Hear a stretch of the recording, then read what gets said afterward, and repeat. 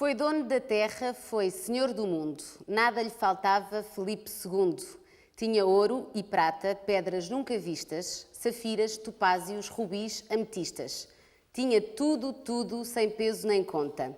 Bragas de veludo, peliças de lontra. Um homem tão grande tem tudo o que queres. O que ele não tinha era um fecho eclairs. Senhoras e senhores, comigo e convosco, hoje, a ferro e fogo, Hermano José.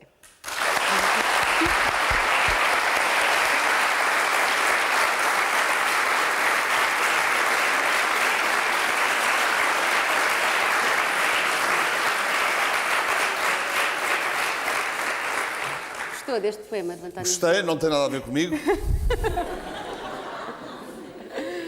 E eu lhe perguntar precisamente isso.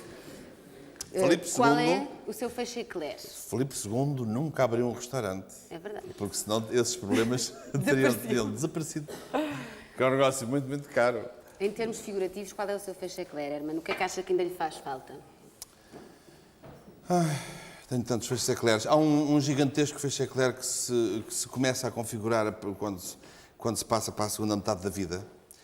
E isto para vocês é, como dizem os americanos, bullshit. Porque eu, quando tinha a vossa idade e me diziam isto, achava perfeitamente patético. Mas o fecho eclair da finitude. Exato. Porque depois, de repente, as pessoas que a gente se habituou a ver desde sempre, nomeadamente os imortais, os nossos pais, por exemplo, passamos a olhar para eles e a perceber que... Já lá vamos, até porque uma parte da entrevista vai ser sobre a família, que eu sei que é muito importante. Mas queria portanto, saber mesmo... essa é, porventura, a coisa que mais chateia, é a nossa finitude física. Não é por acaso que não há religião nenhuma, nem tribo nenhuma, nem civilização nenhuma, que não tenha de arranjar uma saída, uma compensação e uma explicação. No outro dia ouvi uma explicação maravilhosa de um padre que estava à conversa, não me lembro com quem, mas acho que foi com uma maravilhosa profissional que há na Madeira, que se chama Aurora. E numa das entrevistas que eu vi na RTPI, esse padre explicava que lhe dava a sensação que o ser humano foi feito para sobreviver. Todos os animais foram feitos para sobreviver. Só que os animais irracionais não percebem que vão morrer.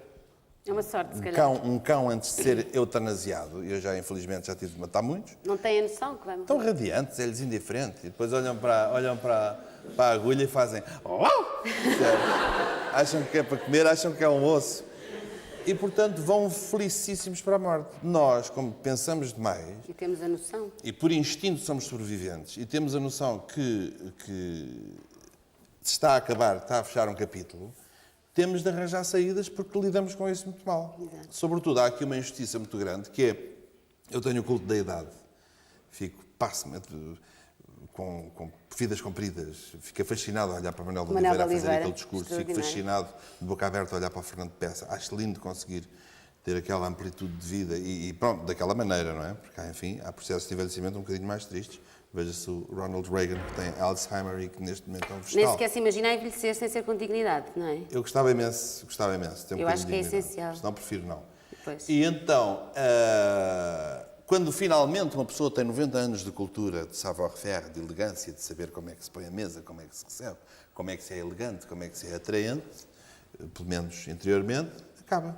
É uma injustiça. Há uma poesia muito bonita que inverte a situação, que começa que o poeta não sei, porque é a minha memória de motel, as informações dormem uma noite e depois vão-se embora no dia seguinte, que diz que se devia morrer de outra maneira, a gente devia convocar os nossos amigos para uma reunião, dizer, convido Vossa Excelência para assistir ao meu funeral, que se realiza hoje Era uma maneira chiquíssima de morrer. Exatamente, as pessoas vinham lá, como é que está a tirar, obrigadíssimo, ai, que vestido tão giro, ai, que giro e tal.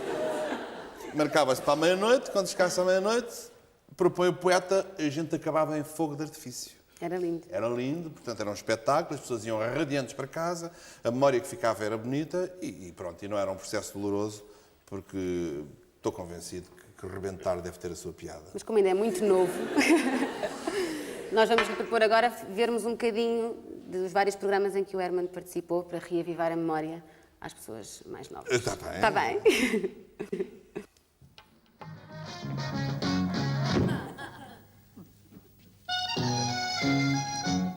Como passa, sou contente. Como está, meu caro amigo? Sou feliz há tanto tempo.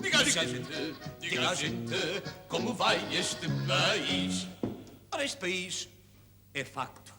É que vai... Isso. Vai isso. Mas realmente o que este país... Realmente, e isso não podemos pôr a mínima dúvida, sabe muitíssimo bem, o que este país realmente está é... Isso. Está isso. Isso, e veja bem, se nós realmente observarmos sobre uma ótica diferente, É assim, esta mais via, talvez... assim, não é? Envisado. Envisado, chegamos à conclusão que este país realmente, isso aí é que não há a mínima dúvida, está... Isso, meu caro amigo. Ora, meu caro amigo e senhor feliz, como o senhor sabe, nós há muito tempo que não vínhamos aqui à televisão, não é verdade? É verdade. Desde o Festival da Canção, desde verdade. que a televisão está... Está isso! Olha, que a televisão está aí! Mentira! Nasci Visconde, ou mesmo Trisconde, ou Condriconde. Então, o meu sangue era tão azul que quando faltava tinta lá nos tinteiros do colégio onde eu andava, fazia um golpezinho, espremia o sangue para dentro do tinteiro e era com aquilo que a gente escrevia. Não acredita? Acredite. Me apareça já aqui o Michael Jackson se isto não é verdade. Esta parte é linda. Isto é lindo. O Sporting perdeu com os pés, mas ganhou com a cabeça. E é uma grande verdade. Porque, reparem, o xadrez, por exemplo, joga-se com a cabeça. Aliás, se tivesse aqui aquele... que fala aí na televisão sobre xadrez, que tem o nariz grande. Mas ele joga com o nariz, é diferente. Hã? Não está aqui, filha, está em casa, não está a ver isto, pelo amor de Deus. Pois, esse, se estivesse aqui, jogava com o nariz. Mas este jogo joga-se com a cabeça, por exemplo. O que é um checkmate? É bem assim. Vai deste lado. É o chamado desporto intelectual. Joga-se com a testa. Quem tiver chapéu, joga melhor. Aquela luz era extraordinária. Este eu adoro. Mari Carmen, meu amor, me assiste a espelhar tanto tempo. Eu já estava com medo que quisesses desistir do nosso casamento. Yo, desistir del casamiento, no, yo, desistir de la gran oportunidad de ser feliz, no. Toma! A mamãe mandou-me este saquinho com os carapauzinhos de escabeche para a tua ceia. Que romântico! Foi na feira, justamente, que a gente se divertiu.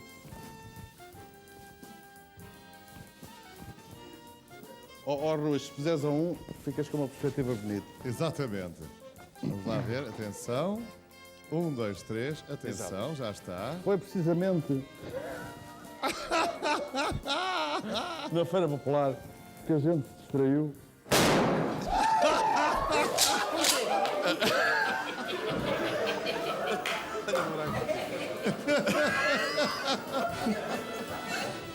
Eu dá tirinhos. Não, só quando É engraçado subir o giradiscos. Exatamente. Exatamente. Vamos lá ver. Portanto, isto é um giradiscos, não é? Claro. Agora deixou de ser. Atenção, não se está a ver a bola. Ah, aí está ela. Ahá. A balança também tem um buraquinho. Ahá. A balança também tem um buraquinho. Também tem o seu próprio buraquinho. Isto foi bem feito, sabes porquê? Porquê? Que é para esta balança aprender a não ser mentirosa. Claro. Tu não tens 110 quilos.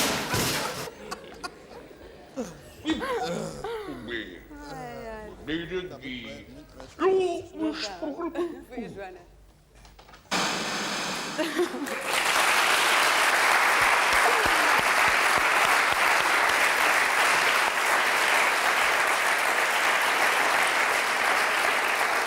Tenho a ligeira ideia que gostou.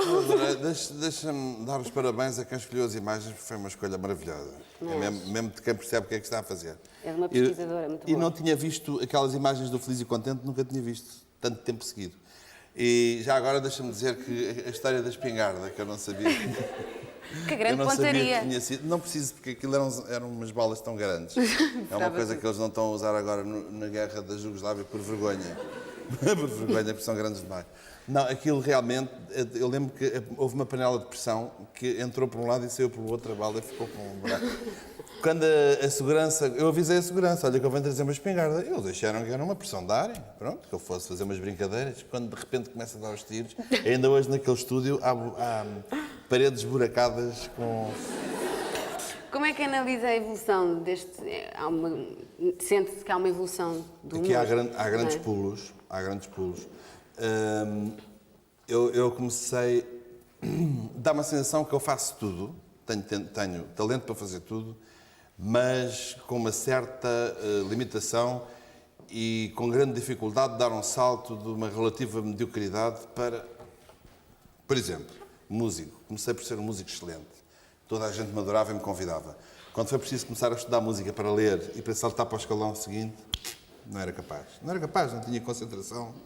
Adorava ser músico de jazz. O músico de jazz é um trabalho muito intelectual, porque tu tens de visualizar os acordes e tens de tocar à volta dos vários acordes. Como é que dos vários justifica essa temas. incapacidade? Não sei. É só incapacidade. Ou não é também um bocadinho de preguiça? Não. É só incapacidade, não é preguiça? Finalmente acabei por me concentrar numa especialidade que foi esta, na qual eu também seria medíocre se não tivesse perdido a preguiça e não tivesse começado a trabalhar muito. Portanto, toda aquela fase que vai do feliz e contente até aos teus olhar para a lâmpada, é uma fase de trabalho intenso em que eu, com imensa dificuldade, saio do meu estado medíocre para um estado já de algum talento. Pois há uma Agora, altura. não sou uma força da natureza, como, por exemplo, a Maria Rueff é. Maria Rueff já muito cedo, ela tem 20 e poucos anos, e muito cedo tem a capacidade de fazer aquilo que o cérebro lhe manda. Porque, de olhos fechados, repara, nós a ler somos os melhores atores do mundo. É curioso. Nós, quando lemos um livro, um romance, a interpretação que estamos a dar ao que está no livro é melhor do que o melhor ator vai fazer a seguir. Quando sonhamos que estamos a tocar piano, tocamos muito melhor que a Maria João Pires. Claro. Depois, há os filtros todos que temos de vencer da cabeça para a parte mecânica para nos tornarmos bons. Explique-me Hoje uma em dia coisa já só. consigo estar, na minha profissão, na minha arte, já consigo estar muito perto daquilo que eu imagino. Houve uma altura em que o Herman deixou de escrever. Isso foi assumido. Deixou de lhe apetecer escrever ou achou que não tinha tanta criatividade como gostaria para tantas exigências produtivas. Sim, cansei-me. sim. Cansou. E como é que surgiu a relação com as produções fictícias? Foi giríssimo, porque eu estava a chegar a um beco sem saída. Eu comecei no teatro a dizer textos dos outros de que não acreditava. Que era na horrível. revista. Portanto, era tão triste. Textos que, de resto, eu agora vejo outra vez repetidos em certas séries de humor que são um bocadinho deploráveis, devo dizer. Um trocadilho básico, aquelas coisas muito forçadas. E eu lá andava, lá me arrastava para o teatro tristíssimo. Primeiro porque sentia que não tinha muito talento. Depois a minha voz tinha uma voz assim mais apertadinha. Mas isso era numa altura em que ainda tinha mesmo de fazer essas concessões, não é? Tinha uma voz... E então no palco, como tinha de falar alto, falava uma coisa horrível. Tenho umas gravações da altura que até me arrepia ouvir. Depois, não acreditava nos textos que dizia. Portanto, nada daquilo fazia sentido. Mas também não queria sair daquela profissão. E finalmente, em 81, por falta de verba, que isso é que tem piada, começo eu a escrevinhar os meus próprios textos numa máquina de escrever que comprei que se chamava Olimpo. Mas foi só por falta de verba, então nunca foi assim uma coisa que gostasse muito. Não queria, porque dava muito trabalho, lá Muito está. trabalho. Não é que eu seja preguiçoso. É preguiça, um bocadinho. Não é que eu seja preguiçoso. Não. E então, por necessidade, começo a escrever os meus próprios textos e a tentar escrevinhar aquilo em que eu acreditava. E começo a escrever os textos do Tony Silva no Passeio dos Alegres, com o Júlio Isidro. E então, estas gerações, que agora são os vossos pais, que têm piada, Tem graça. faz-me um pouco confusão ao mesmo tempo. Mas, enfim, espero que quando os vossos filhos tiverem a vossa idade, eles continuem a vir aos meus programas. Sabe porque é que eu acho que não devia fazer muita confusão? Por exemplo, os rapazes das produções fictícias, eu acho que o Herman também gosta de trabalhar com eles porque eles são muito novos. Eu Sim, acho que é esta se identifica precisamente com a sua maneira de pensar. Absolutamente. Aliás, até acho que tem alguma dificuldade em lidar com as pessoas que estagnam na sua geração. É muito complicado. Tem mais facilidade em lidar com pessoas da Eu nossa idade. costumo dizer, quando há jantares de antigos alunos da minha escola, eu acabo na mesa à parte com os filhos. Porque não tenho assunto já para as pessoas da minha idade. Não acha que às vezes o seu tipo de humor é direcionado para uma elite muito informada? Mas eu tento sempre que haja duas camadas. Ou seja, há uma camada... O exemplo perfeito disso para mim era o Serafim Saudade, um cantor... seria agora Pimba, na altura não havia aquela definição. Porque ele cantava músicas populares, não é? E era muito giro. E contava anedotas muito giras e tal. E tinha aquela Serafim, saudade, que isto tem na verdade. E, acredite-se ou não, Eu era convidado na mesma altura para as festas populares porque cantava muito bem. Exato. E porque as músicas eram muito giras. E para as associações de estudantes por causa do outro lado. Portanto, era o famoso Two in One, como diria Laura Derby. Exatamente. The O Herman famous Two in One. acredita nas audiências. Acredito nas audiências. Mas daquilo do Acredito nas feedback que tem do público, acha que tem alguma coisa a ver com os números que depois aparecem? É assim, O que é que acha dos... neste momento já estou em condições de olhar para isso com muita serenidade, porque felizmente já houve pessoas que saíram da SIC para a RTP e que na RTP têm as audiências que a RTP permite ter. É uma questão de canal e não de imagem, não é? Vamos à Portanto, primeira... é muito bom porque perdeu-se um bocado os complexos. Isso é verdade. Deixa-me cá fugir para provar seja Mas em termos, for alguém. para os artistas é um bocadinho, não é muito compensatório. Porque Às se vezes uma é um- cara vendesse muito, acabavam por ganhar muito mais, não é? Se é uma Às vezes política é um de canal. bocadinho frustrante, principalmente para quem nos quer destruir. Exato. É giro, mas ninguém vê aquilo. Uma coisa que fizeram muito na Herman Enciclopédia. percebes? Curiosamente, depois foi feito em cassete, venderam-se imensas cassetes. Exato. Teve imenso impacto, toda a gente imitava o diácono. Portanto, é complicado esse campo. Eu pedi ao José Filipe que fizesse a primeira pergunta da tarde. Boa tarde. Já agora, eu gostava de fazer uma questão.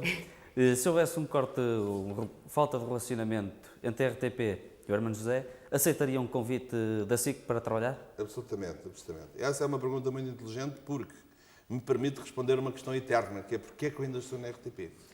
E eu ainda estou na RTP e continuarei a estar por causa das pessoas.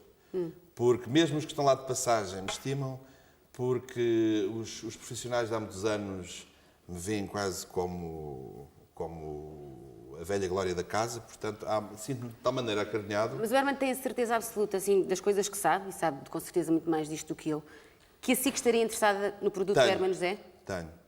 De tal maneira absoluta. Isso é um conforto enorme. Mas vai acabar, quer dizer, vou cometer uma inconfidência e o Rangel não, E acha que a não se vai zangar teria comigo. dinheiro para... Quer dizer, o Herman produz os seus próprios programas, não é? Acha que Tem a SIC... muito mais neste momento, muito mais. A SIC tem uma empresa de grande lucro e com grande facilidade de movimento e com uma facilidade que a RTP não tem, que é a facilidade comercial. A RTP está condicionada, porque é um canal público, não pode desatar a vender e a fazer permutas com a mesma facilidade. Poderia, talvez, se houvesse uma política um bocadinho mais ativa, mas isso já corresponderia a uma reestruturação se fosse complicada. trabalhar para a SIC não perderia um bocadinho a liberdade criativa? Perdia com certeza. Isso não é uma grande concessão? É uma grande... trouxeste uma pessoa da família. Não, é uma grande concessão e é uma das razões... É engraçado, tudo isto que eu te estou a dizer, já disse abertamente ao amigo de Rangel. E já lhe expliquei o quanto me conforta e o quanto me orgulha o convite dele. Já lhe expliquei também que, se for para a SIC, não vou ganhar nem mais um tostão do que ganho na RTP. Não há de ser por razões comerciais, há de ser só porque me sinto maltratado. Eu espero, sinceramente, que não vá para a SIC. Não, mas já agora deixa-me acabar a ideia. E já lhe expliquei também a ele próprio que me assusta um bocado essa limitação. Porque, efetivamente, na RTP, se eu quiser, entrevisto o Marco Paulo e entrevisto o Francisco Louçã na semana seguinte. Exato. E faço um programa com os 3 capitães de Abril e ninguém me... Eu acho que isso é essencial. E ninguém me dá contas. Olha, paciência, só teve 8%, parabéns, teve 13%. E não sei se um canal comercial se pode dar esse luxo. E hoje em dia, como empresário, percebo que quem gera uma firma não pode condescender. Quer dizer, é o mesmo que eu no restaurante. Porque agora tem a responsabilidade de ter uma equipa inteira a seu cargo, portanto, se não houver dinheiro, há uma data de ordenados que... É o mesmo que eu no restaurante ter um prato que me custa 5 contos por cliente, mas dá-me prestígio. Eu não posso, depois não chego ao dinheiro para tudo. Muito bem. Vamos agora ver umas imagens que eu acho que poucas pessoas se lembram, se calhar o Herman também já se lembra muito pouco, da sua participação no Festival da Canção. Oh, não!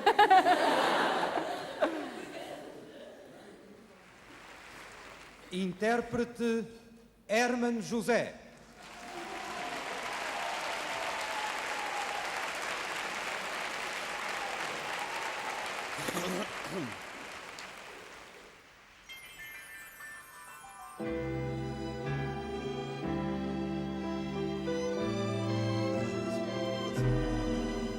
O teu batom teve esse dom de saber assim.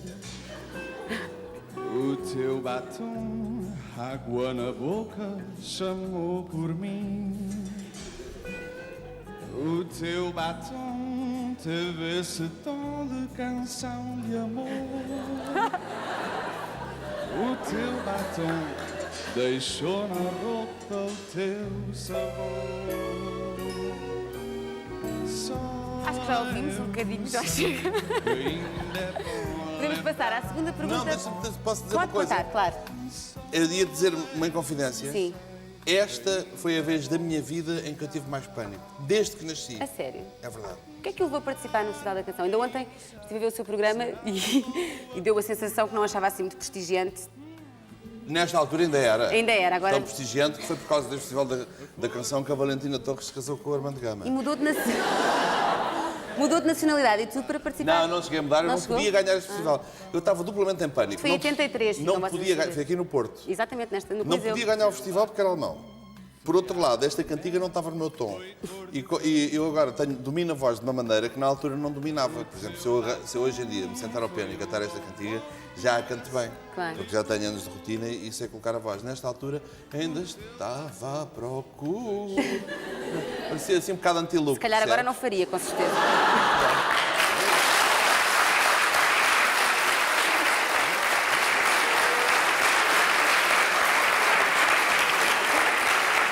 Eu digo isto com a maior simpatia pelas raparigas, porque eu sei precisamente o que é que elas sentem quando estão. Vou-te dar. Sabes o que é? E eu estava no festival assim, era compasso a compasso. Ai, meu Deus, que eu vou desmaiar. Muito bem, eu peço à Ana para fazer a segunda pergunta. Boa tarde. Se não é apreciador de música pimba, porquê é que convida artistas conotados com esse tempo de música para os seus programas?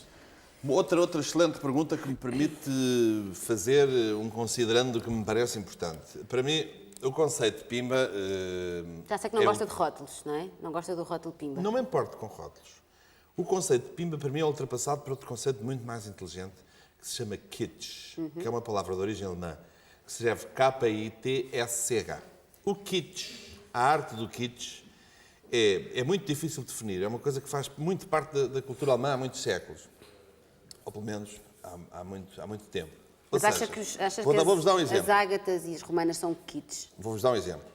Um carro, um Chevrolet dos anos 50, cor-de-rosa, com estofos de zebra, já é arte, já é kitsch, percebes? Mas se tirares o estofo de zebra e puseres um cabedal a armar ao pingarelho, já é só mau gosto.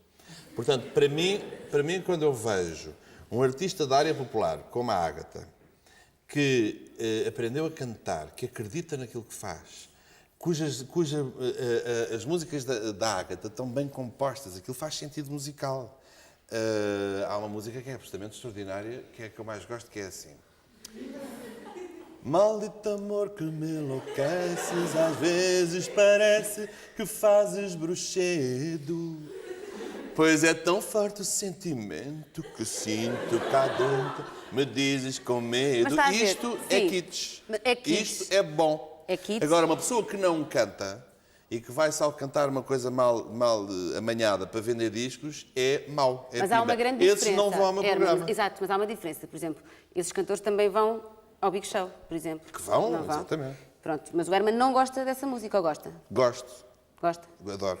Adoro porque eu gosto de tudo. É o mesmo que, em termos culinários, me dizeres gosta de caviar, imenso. Então não gosta de peixinhos da horta. Não. Adoro peixinhos da horta. Não se considera um bocadinho responsável até pela popularidade deste estilo de música? Porque eu acho que, por exemplo, o Tony Silva e o Serafim Saudade foram duas figuras, embora personagens, que deram alguma notoriedade a este tipo de artistas. Não, ela há em todo o mundo. Na Espanha não há essas distinções. A música popular existe em todo o mundo, quem faz o critério do público. Portanto, como nós começámos muito tarde a trazer essa música tivemos a revolução pelo meio, porque havia música ligeira, os Calvários, as Madalenas, a Simone, na altura, tudo isso, eram músicos populares que, como vinham já de gerações de outros músicos populares, começaram a ter melhores orquestrações, melhores poesias, portanto a música popular começou a ficar melhor. Isso foi interrompido no 25 de Abril e começou-se a dirigir a cultura, como vocês agora vão gostar desta cantiga, desta e desta. Então e aquelas que ouvimos nas festas? Essas não podem ouvir. Mas vamos ser sinceros, também é por uma questão de audiências, como é óbvio. As Ágatas e as Romanas, e essas gente toda que eu respeito, mas obviamente que é. Trazem muita audiência porque de facto são muito ouvidas, obviamente não é? que é. Só que agora houve uma explosão outra vez de todos porque houve fome. dessa música. Portanto, destes 1000 que apareceram, daqui a uns anos Só restam vão 2 ou ficar 3. Os bons, os supostamente. melhores dentro daquela área, melhor produzidos, como acontece na América. Na América há um exemplo absolutamente extraordinário, que a música mais pimba americana é a música country. A música country começou por ser uma música profundamente reacionária, porque primeiro era uma música branca e daquela gente que ainda por cima tinha a população negra como escravos. Mal tocada, mal cantada. Hoje em dia tu ouves das melhores orquestrações e dos melhores intérpretes vindos do country porque tiveram essa evolução. Portanto, não tenho Exato. dúvida nenhuma que daqui a 10 anos o conceito de produto pimba não refina. se põe. Quer dizer, porque os maus não vendem, não Muito existem. bem. Vamos agora recordar outro momento histórico e polémico da sua carreira. Nací en Zaragoza y so vim para Portugal con 11 años y sabe que nosotros, os españoles, temos muita dificuldade en perder o sotaque. Más tarde que encontré con Don Dinés, que me levou para o Pinhal, e entonces fomos obrigados a caçar. Foi com a Isabelinha, de resto, por causa da Isabelinha, que eu pus a pena de molho pela primeira vez. Ah, sim? É. Valeu a pena. Olha, tens-me fazer a pergunta outra vez, que eu não percebi nada do que estavas a dizer. O poeta da soturna subtileza e da subtil saturnidade. Almeida, Almeida. Posso citá-lo ou já está citado? Quem disse à estrela do caminho que ela há de seguir no céu a fabricar seu ninho? Como é que a ave aprendeu? Ensinou alguém à abelha que no prato anda a zumbir. Se há flor branca ou se há vermelha, o seu mel há de pedir. Vai-me desculpar, mas esse Almeida Garrett é outro. Oh filho, nós somos todos outros. Faz-me qualquer coisa. Prega-me um susto, dá-me uma mordidela. Boa noite, Fernando Pessoa. Fernando, eu posso tratar-te, porque sabes é que mexes muito comigo e eu creio que seria uma entrevista um pouco mais... Bem, eu agradecia que tivesse um mínimo de respeito, não é? Vamos falar de poesia. O Ofélio não telefonou, não. Diga-nos um pouco de Álvaro de Campos. Isso é que era bom. Então, com os misérios que vocês me pagam, queriam que eu tivesse para aqui dizer Álvaro de Campos? Não. Quem diria que você, Fernando Pessoa, fosse um mercenário? Não se trata disso.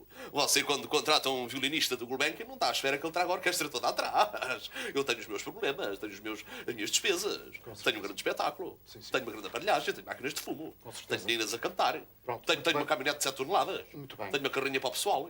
Já tenho o próprio escritório. Diga-me os versos. Muita despesa. Os versos, por favor. 274-997, também vamos à província. Muito bem, mas diga-me os versos, faz favor. Espetáculos de 1 hora.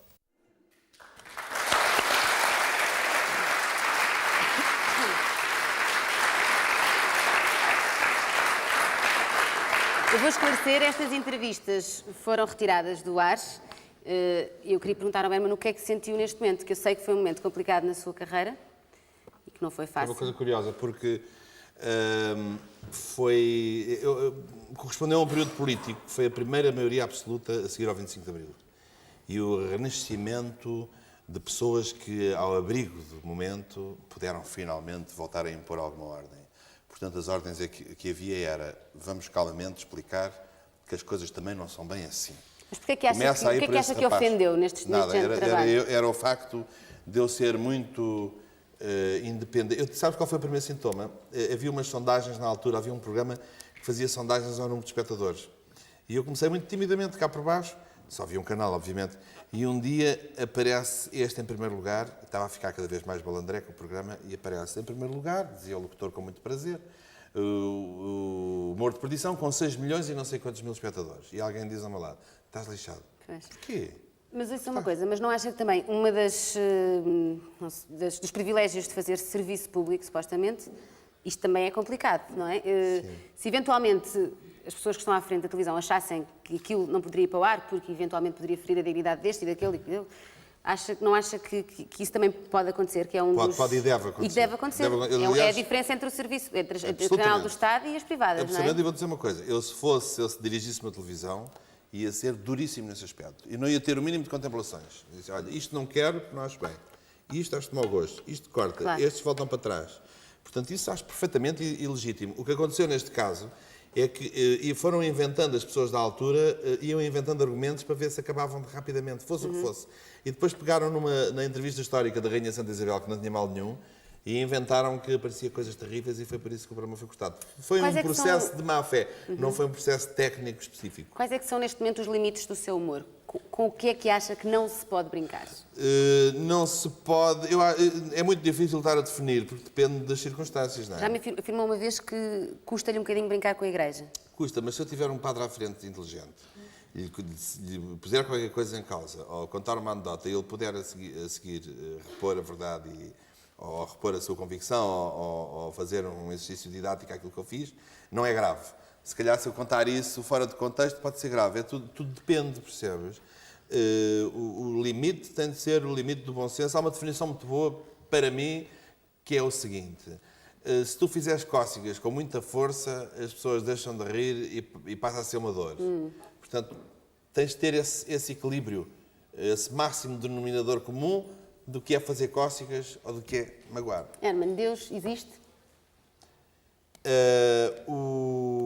Eu tenho, ainda na sequência dessa conversa que a gente tinha tido sobre a nossa finitude, eu acho que a maior parte das pessoas não aguenta viver sem a perspectiva de Deus.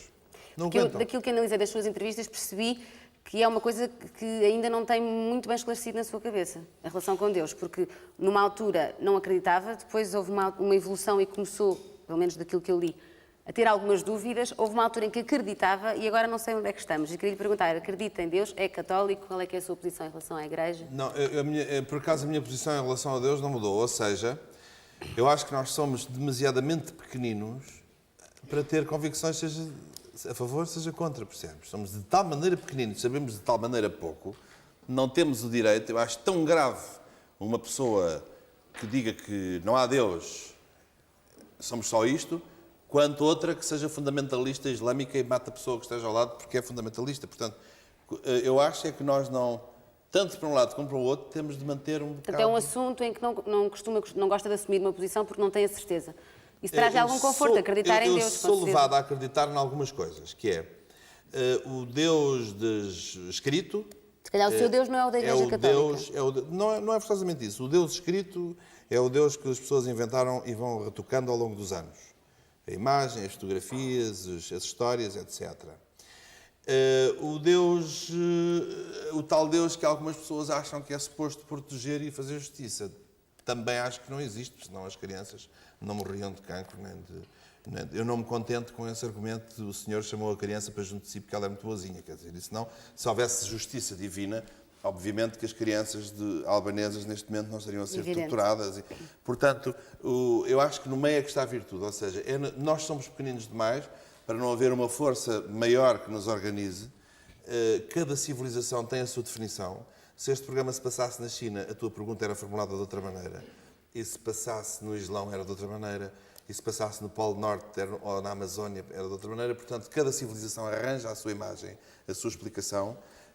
Eu jamais eu ando cá à procura dos meus equilíbrios. Nunca vai radicalizar essa posição, evidentemente. Nunca vou radicalizar, mas sobretudo nunca vou achar que não se... Vou ter sempre uma perspectiva ecológica da vida. Acredito muito no cá se fazem, cá se pagam, ou seja... Que a vida é cíclica. É chamado o princípio da barata. A vida é cíclica. Talvez, mas o princípio da barata, queres que eu te explique como é? Agora, só um bocadinho, que temos que pôr a terceira mina a fazer a pergunta. Mas depois, faz favor, pergunta-me o princípio da barata. Então, eu peço à Cátia, antes do princípio da barata, que faça a sua pergunta, se faz favor. Olá, eu chamo-me Cátia Vanessa. Gostava de saber porque é que o nome Cátia Vanessa é pior que Herman José. Cátia Vanessa tem a ver com uma época, é muito giro. Olha. Quando pedem autógrafo... Isto é um estigma. Eu acho que há uma quantidade de Cátias Vanessas... Vais ter de viver com isso até ao fim da vida, da mesma maneira que a minha mãe vive com o estigma de se chamar Odete. São modas. É giríssimo. Todas as pessoas... No outro dia pediu-me uma senhora Mas porquê que goza mais com as Cátias Vanessas do que com as Marianas e com os Franciscos? Ai, não digas isso, estou sempre a gozar. Com as purezas e com as Marianas. Mas é de uma forma diferente. E a pipi diferente, é péssima. Digo coisas horríveis das purezas e das Marianas. Vai dar ao mesmo, querida. Também, mas não é um estigma. Aí eu acho que as pessoas na rua não gozam com as purezas e com as Marianas, mas gozam com as Cátias Vanessas. Dizem logo, a Cátia Vanessa! Depende da circunstância. Depende da circunstância. Mas isso é muito engraçado. Deixa-me só explicar-te. No outro dia uma senhora pediu-me um autógrafo. Disse, chama-me Maria Odete. Ah, que giro. É o mesmo nome da minha mãe. E quando olhei para o lado, era uma pessoa da mesma geração. Exato. Durante aqueles anos, eram as Odetes, as Ivetes, e as Marias as Saletes, etc. Exato. Na tua época em que tu nasceste, em que ano foi? 80. Hã? 80. 80.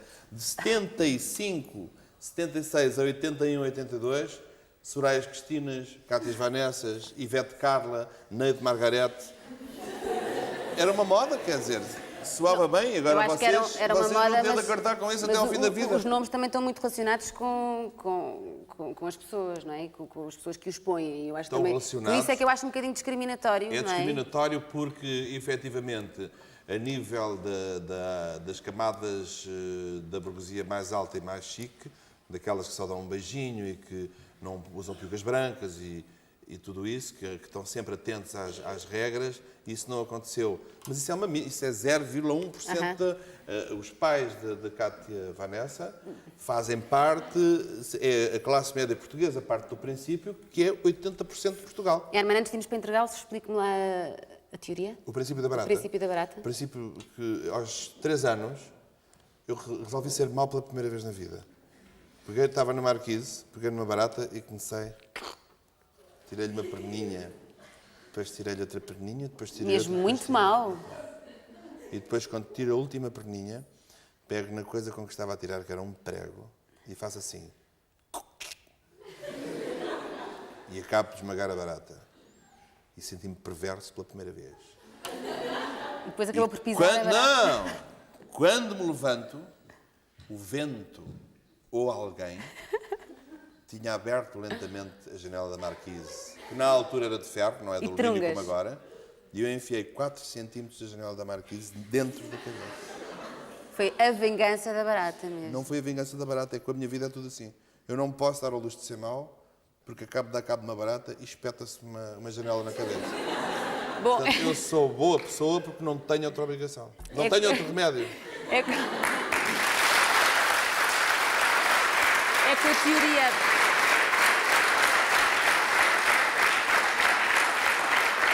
É com a teoria da barata que passamos a intervalo. Fique connosco na segunda parte do A Ferro e Fogo com Herman José, que isto promete. Até já.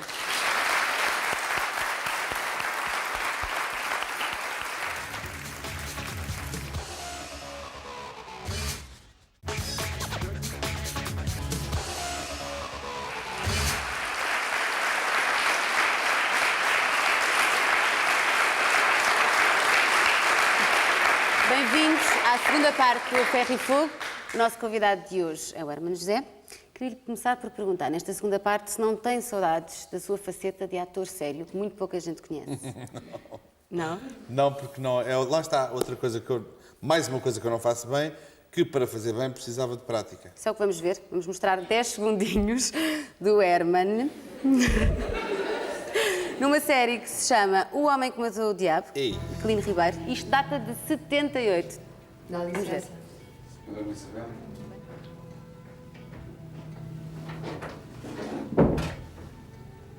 Não me leva a mal, nem fica a pensar mal de mim por ter vindo à sua casa. Por amor de Deus, tem aqui uma cadeira, faz favor. Por uma conversa que ouvi hoje na oficina, soube que pensa em nos deixar. É verdade? Talvez. E o que o levou a tomar tal decisão?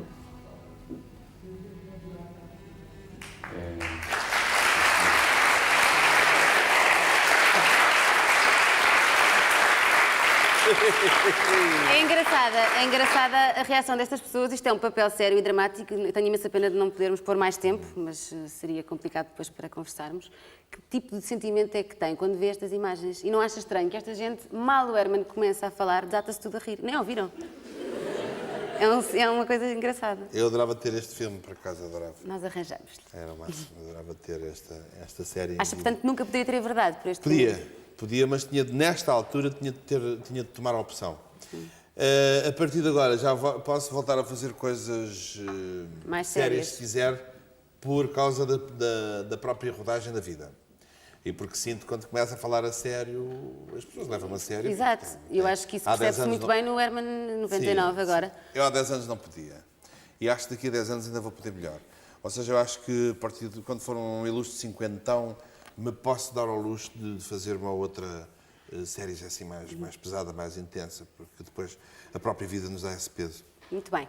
Uma das críticas que lhe fazem, nomeadamente as pessoas, os intelectuais ou os pseudo-intelectuais deste país, é que faz lavagem aos políticos que vão ao seu programa. Há um certo branqueamento. Concorda com isto ou não? Concordo, porque há lavagem a todas as pessoas que vão ao programa. Eu tenho uma... Isso é uma forma de poder muito grande. Não, eu vejo precisamente ao contrário. Ou seja, ter um programa de televisão é um poder tão grande que eu não tenho...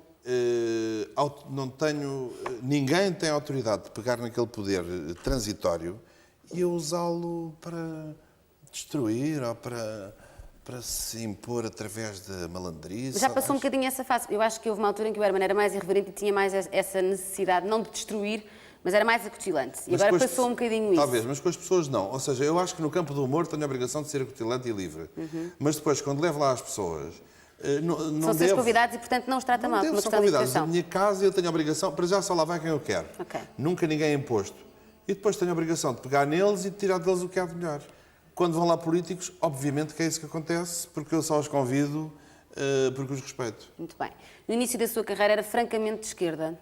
Como é que é agora? Acha que... Não, eu não era francamente de esquerda, eu não tinha qualquer tipo de noção de nada.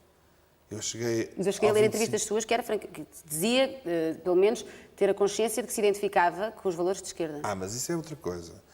Porque os valores, na altura, havia uma diferença muito clara entre o que eram valores de esquerda e valores de direita. E os valores de esquerda eram os da tolerância. Mas hoje os valores ainda continuam a ser os mesmos. Continuam, mas já não é essa divisão tão forte. Hoje em dia temos instituições de pessoas ditas de direita que fazem muito mais pela sociedade do que os ditos de esquerda. Portanto, isso hoje em dia está um bocado, como dizem os ingleses, blurry. Na altura não, ou eras de direita e tal, e censuravas e não tinhas humor e destruías, ou tinhas a generosidade da esquerda. Obviamente nessa altura todas as pessoas de coração aberto eram de esquerda. Aos valores, que é o que ainda perdura, continua a conseguir relacionar-se melhor com os valores de esquerda ou acha que se identifica com muitos valores de direita?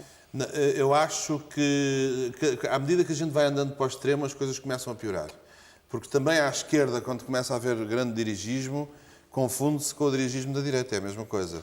Falta de liberdade, destruição de carreiras, censura, vai dar ao mesmo. Não acha que o facto do Herman ser amigo de tanta gente ilustre e conhecida deste país e importante, às vezes lhe inibe um bocadinho o sentido crítico? Não acha que isso às vezes é constrangedor, no sentido em que se calhar teria... Eu gostava imenso de fazer esta pergunta, mas como conheço tão bem esta pessoa, não posso. Quanto mais pessoas se conhecem, menos livres ficamos. E essa lata perde-se com a idade, um bocadinho, ou não? Um bocadinho. Porque depois começamos a conhecer o jornalista ideal, é o jornalista que não conhece a pessoa que está a investigar. Exato. Tu estás a investigar um homem, supostamente, um alegado corrupto do subsecretário de Estado do Ministério não sei de quê. Pronto, que para ti é um nome e um número. Tu conheces a pessoa, conheces a mulher, vês que tem filhos, conheces a mãe que está doente, vês que afinal começas a perder a objetividade. Portanto, o ideal é não conhecer. Muito bem. Queria lhe perguntar quantos amigos tem, verdadeiros? De verdadeiros tenho para aí 12 a 14 ou mais. Daqueles em que confia plenamente. Sim. É muito bom, não é? Muito, acho que é muito bom. Uma vez disse uma frase que me fascinou particularmente e que eu adorei e gostava que me explicasse. Disse não a mim, a um jornal, que os melhores humoristas eram os orangotangos e os bebés. E eu achei fenomenal a explicação e gostava que voltasse a dizê-la. Em relação aos bebés, tinha a ver com os tempos de humor dos bebés. E dos orangotangos. Há um número com orangotangos que eu vi que é absolutamente genial, em que o orangotango rouba o gelado ao tratador e depois lhe dá uma estalada na testa. Os tempos humorísticos são os das crianças e dos primatas, porque o tempo é uma coisa... Os bebés é também... Viste aquela miúda que tirou o casaco para me dar o casaco nos Festivais Nova Gente, e eu fiz o que ela faria, que é... E depois fez... Estes tempos são os certos. A gente vai perdendo com a idade. Por isso, todos os humoristas têm sempre... O Benny Hill continuava a ser uma criança, e o Charlie Chaplin, e o Gil Ribeiro, e, portanto, tem de se manter sempre uma certa ingenuidade, porque os tempos são os das crianças. Depois o discurso é que não. O discurso convém que seja um bocadinho mais inteligente. Nós temos para si uma homenagem dos mais pequeninos. Pode ser? Quer ver? Olha, e qual de vocês aqui é que sabe quem é um senhor que se chama Herman José? Sabem todos? Então vamos... Ele faz muitas palhaçadas. E diz coisas de rir. É? Olha, quantos anos é que vocês acham que tem o Herman José? Isto é extraordinário.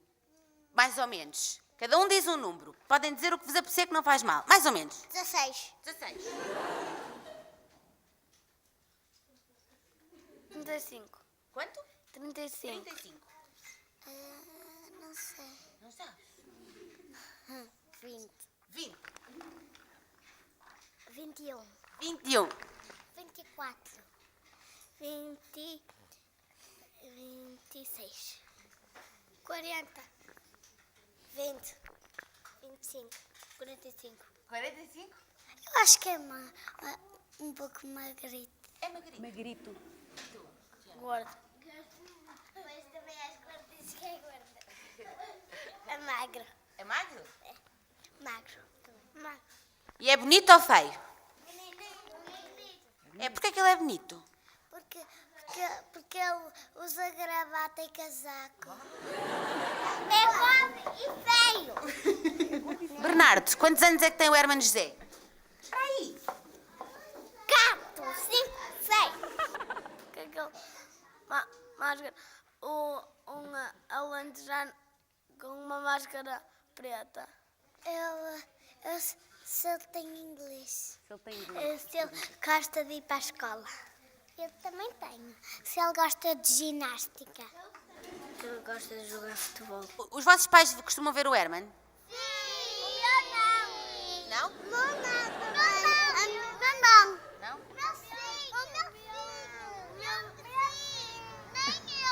Eu acho que ele é de Porto. Eu acho que ele é de Benfica. Eu acho que ele é de Benfica, porque ele é de Lisboa também. E o que é que vocês acham que ele gosta mais de comer?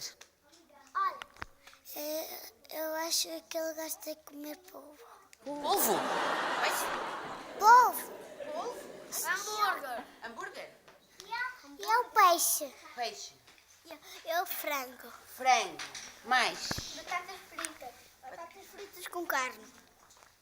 O que é que acham que o Hermano José gosta de comer? Também peixe. Peixe. Carne. Hermano José. Conheces? Conhecem? Eu também conheço. Oh, Herman, vou-te dizer uma coisa.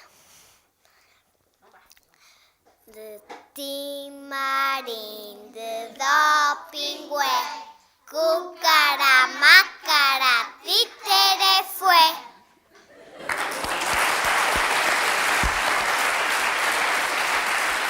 Essa é a prova.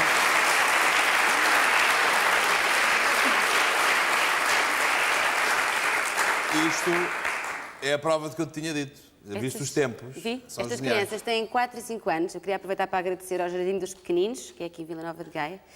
Eu acho que deve ser uma sensação muito reconfortante e emocionante ter crianças com 4 e 5 anos a conhecerem o seu trabalho e a conhecerem e a gostarem de si. É extraordinário. Esta geração que está ali sentada a olhar para mim conhece-me também desde esta idade. E isso é extraordinário. Vou-te contar uma história muito pequenina que me aconteceu há dias.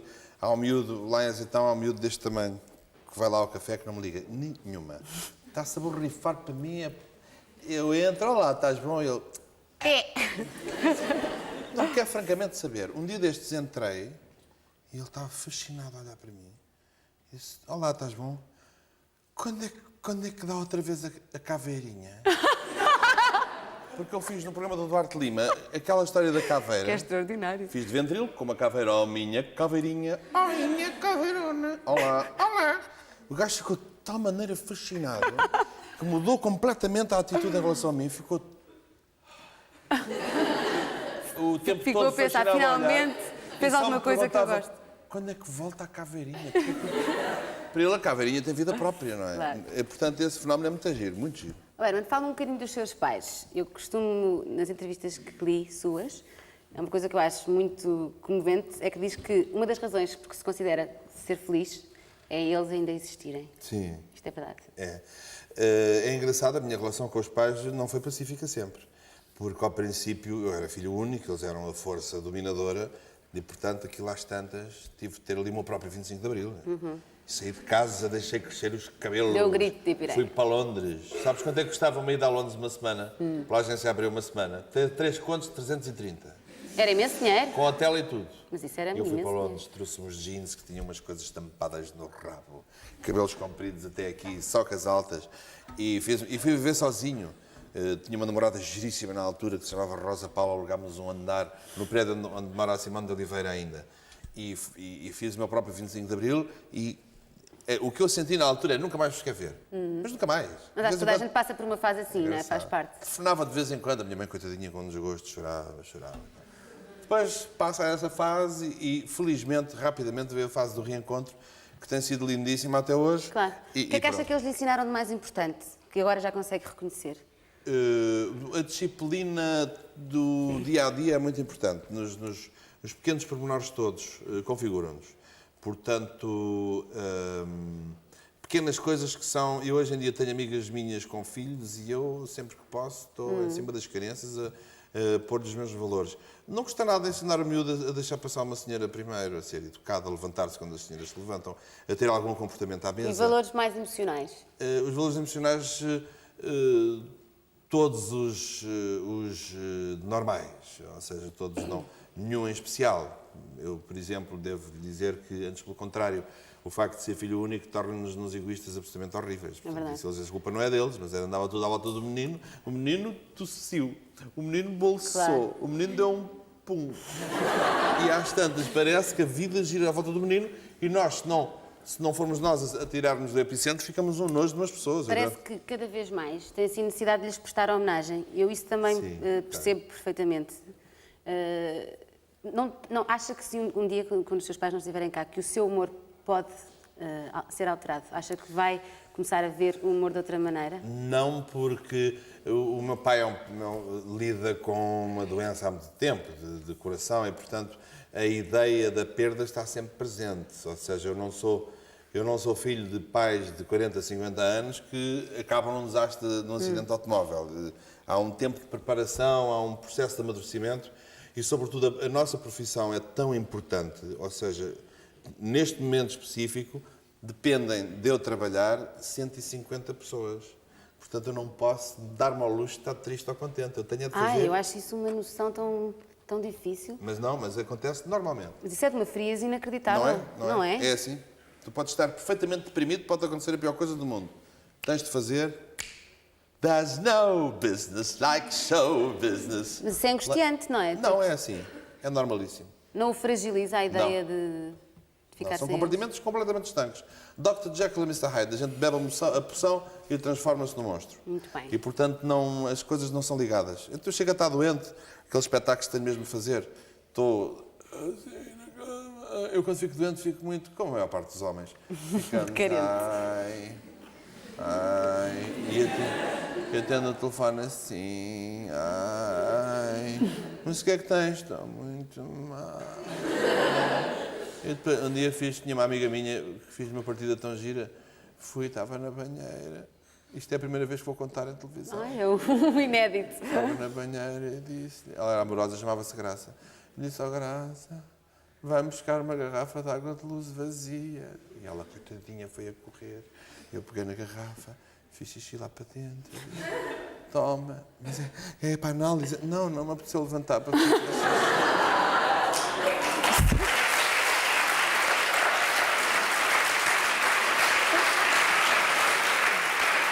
Não é lindo? Não é lindo? Acho linda. Isso é típico de um filho único e mimadíssimo. Agora imagino que a gente riu a seguir. Claro. Bom, e então, nesse dia tinha um espetáculo, acendem-se as luzes e parece que estou bestial. Depois volto. Já sei que não tem propriamente medo da morte, mas da forma como possa vir morrer. E outra coisa que eu lhe queria perguntar é como é que se imagina velho e reformado? Isto é uma curiosidade que eu tenho. O que é que o Hermano José vai fazer quando for velho e se reformar? Vai tomar conta de um jardim, vai passear, vai usufruir o dinheiro, vai viajar? Sim. Ou nem sequer se imagina não trabalhando? Bom, eu preciso trabalhar para ser feliz. Portanto, isso é crucial. Há uma coisa que eu não posso prescindir, é o contacto com as pessoas novas. Isto, no meu caso, é quase obsessivo. Ou seja, eu vou mudando, é um bocado como os iogurtes que têm prazo. A média de idade dos meus amigos tem tudo 20 e tal anos, é horrível. Mas eu preciso de sentir... É uma renovação, não é? Eu preciso de estar ligado às novas gerações. Portanto, eu vou ter de arranjar maneira de ter uma atividade, ou lecionando, ou produzindo, ou dirigindo atores, seja Mas o que que for. esteja sempre a lidar com a esteja nova ligado geração. a esta geração. Não tenho nada contra a outra geração, Ainda bem. mas é através desta geração que eu me renovo e, portanto, não vejo outra maneira. Eu peço ao Paulo que faça a última pergunta do público.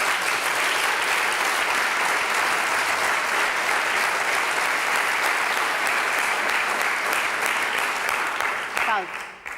Olá, boa tarde. Eu gostava de saber porque é que o Herman, de quem é que o Herman tem saudades? Quem é que eu tenho saudades? Olha, tenho umas saudades enormes. É engraçado que isto acontece durante os sonhos. A gente, durante os sonhos, vê as pessoas que têm saudades. Umas saudades enormes dos meus avós, que é uma coisa extraordinária. Mas umas saudades muito boas, porque eu fiz... Eu já tenho saudades dos meus, portanto eu percebo isso perfeitamente. Dei-lhes tantos mimos, fiz-lhes tantos lanches. A minha avó Júlia era super golosa. E eu fazia-lhe lanches com muito bolo, comprava eu.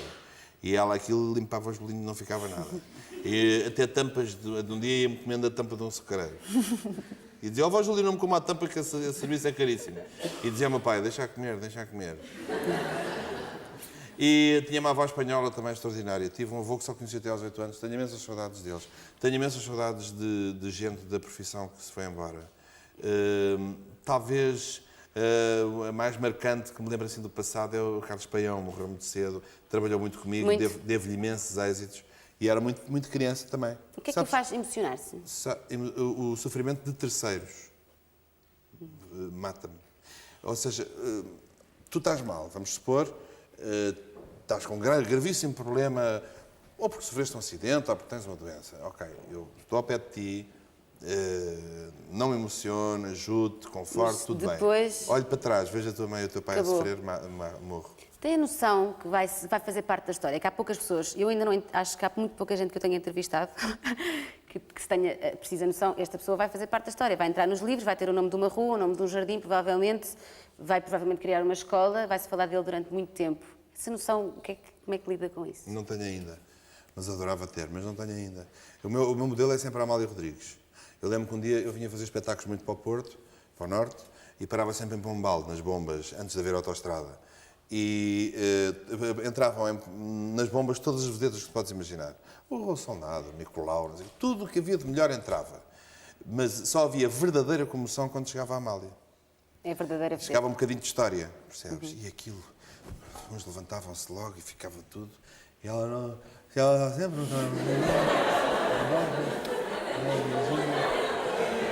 E comia um frito. Oh, meu querido, estás bom? Obrigado. Sempre na maior. E eu ficava de rastos, percebes? Olha, é mesmo isto que eu quero ser. Mas na última pergunta da noite queria perguntar se é feliz. Se eu sou feliz? Olha, naquela época que aparecia ali ao lado do Nicolau, não era. Não era nada. Depois comecei a ser um bocadinho mais e agora sou bastante feliz, mas ficaria mais feliz se conseguisse perder 10 quilos. E o que é que o faria ainda mais feliz sem ser os 10 quilos? 15. Não. Coisas mais sérias.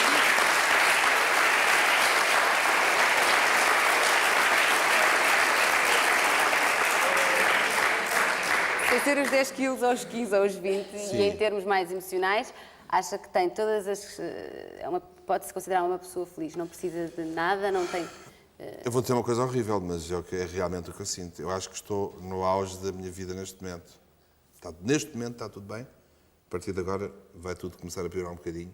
Eu vou ter imensas saudades desta fase. Momento. Mas tenho a noção que estou a chegar ao final dessa fase. Muito bem, muito obrigada pela sua presença hoje. Foi um excelente convidado. Obrigado. Não perca a próxima Ferro e Fogo no próximo domingo.